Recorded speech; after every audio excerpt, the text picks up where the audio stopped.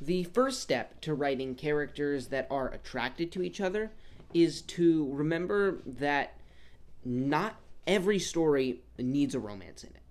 I have read plenty of novels, plenty of, for example, fantasies. This is especially rampant in thrillers that I've read, where there's the main plot. And the main plot's good. And also there's a romance, which doesn't tie into the main plot. It doesn't really meaningfully affect the main plot in any way. And people say, well, it humanizes the characters. Not really. It doesn't really serve much character development purpose either. They just shtup and that's it. And yay, they're so in love. And it's just kind of tacked on because in the modern writing landscape, it is generally expected. I don't know if I'd say expected, like you can't publish a book these days that doesn't have any romance in it, but it's quite the norm that books across every genre will just have romances in them, just because in love, yay. And that might serve your story. But if you're going to have a romance in your story, then you're going to need to have some specific and compelling reason why your story works better with that romance. Does the character fall in love and get betrayed? That might serve the plot. Do they fall in love with the wrong person that changes their motivations? Does it lead to some actual other meaningful change in the character or in the plot that justifies its existence in the story? So before you even go about writing any character being attracted to one another, first think, does this actually help the story? If it does, go off of that. Structure the entire attraction off of what will help the story most. If it won't, don't do it in the first place. The second step is to be aware that not every person will be instantly aware that they are attracted to somebody or how attracted they are to somebody. In plenty of romance novels, the whole enemies to lovers trope, both characters start out being annoyed with one another, but they lay the attraction on too thick right from the beginning. Right when the characters first meet, it's like, you are such an annoying prick. And in his mind, it's like, and the most attractive, gorgeous human being I've ever met. Like, I cannot take my eyes off of her, even though she disgusts me to the depths of my soul. And, they start with, that whole dissonance is a lot of the conflict. But when you just start with the characters being instantly, overwhelmingly attracted to one another, there's no real progress. There's no tension, there's no mystery.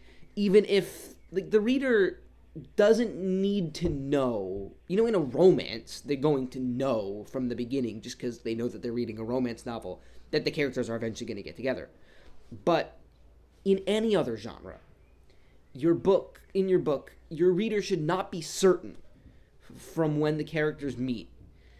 That they should not be able to be like, oh, yeah, they're going to shtup at some point in this book. I just know because the author had the character think, oh my god, she's so fucking gorgeous.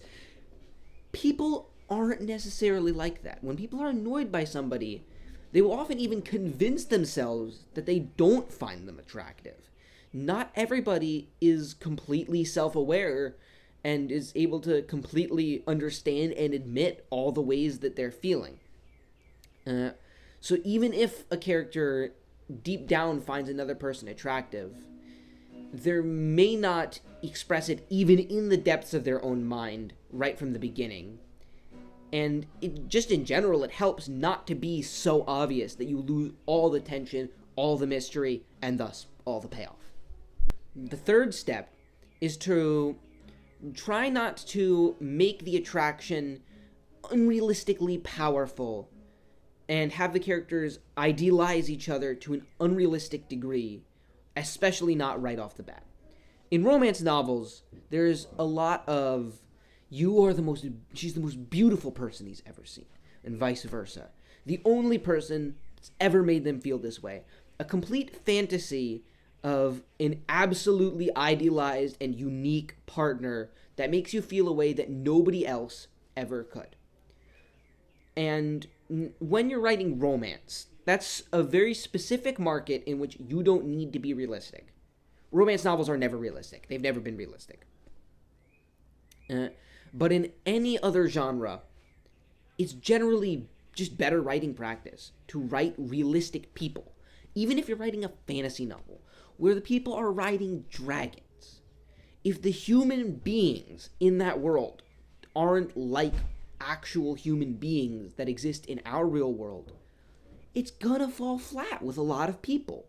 A lot of people will like it, but that's often more immature readers who are probably just reading romance anyways. Uh, Usually, when people meet each other, not everybody you're gonna meet is gonna be a 15 out of 10.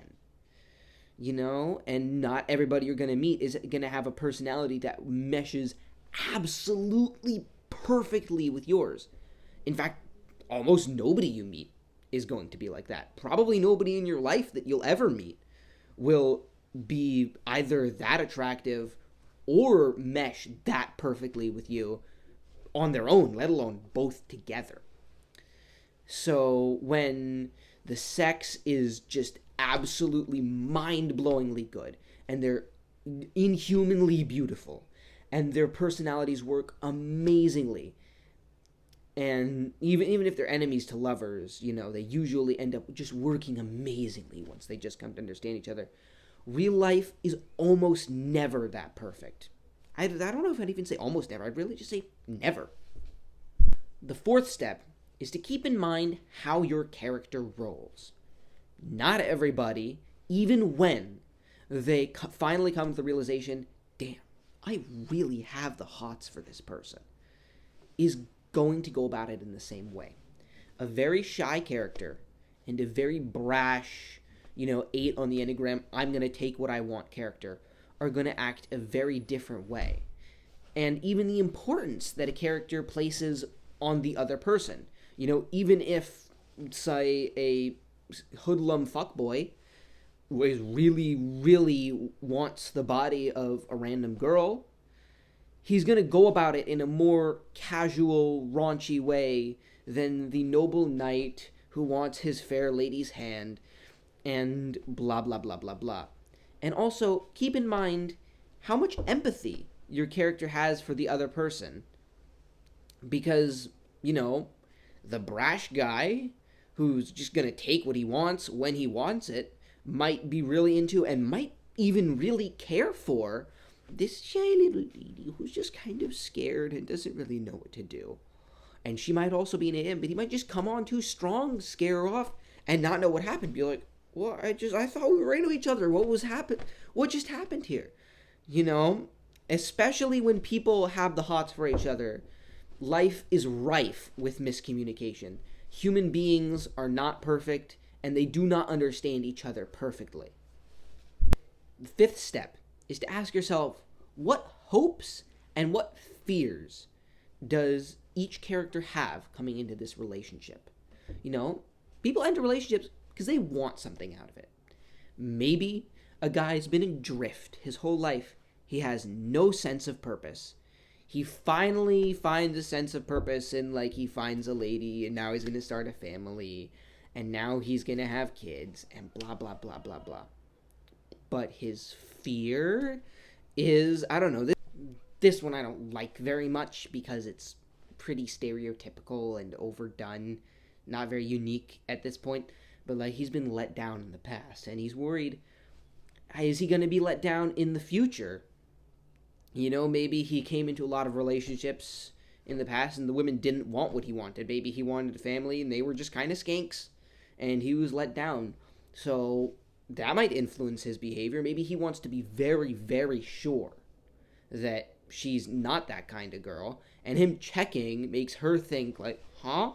You think I'm that kind of girl? And then she gets angry at him. And that's how relationships work. People get angry at each other. It's kind of a human thing. And she's coming in. She's hoping, I don't know, maybe this is a rough fantasy world where there are slave markets and murdering marauders and all of these dangerous things that are going to kill you. So, and she's just like a 4'0" lady who weighs 80 pounds and she can't fight. So she's been scared her whole life because there's all these things that can kill you, and somehow they didn't kill her. I don't know, she's just lucky. But she doesn't want to get killed in the future either. So she's coming into this hoping for somebody who can ensure that she will not get killed to death.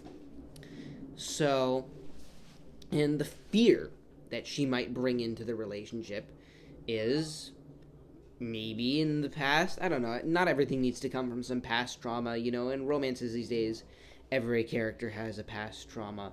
But, like, let's say maybe the fear is that he'll physically hurt her. Maybe he likes it rough. Maybe she's, like, got osteoporosis at 23. It happens. I think my mom had osteoporosis in, like, her late 20s. So, people always have some kind of fear and some kind of hope that they bring into something as emotionally charged as a relationship.